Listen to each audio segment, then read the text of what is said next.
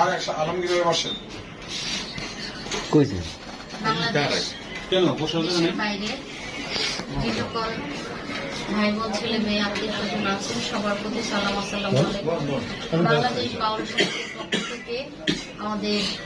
chairman Abul সরকার মানিকগঞ্জ উনি যে লাইভে আসলেন যাকে নিয়ে অনেক মর্মান্তিক বিষয়টা আপনারা সবাই জানেন চেনেন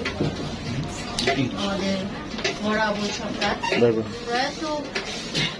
আবুল সরকার এই 2 দিনের ব্যবধানে নিয়ে গেছে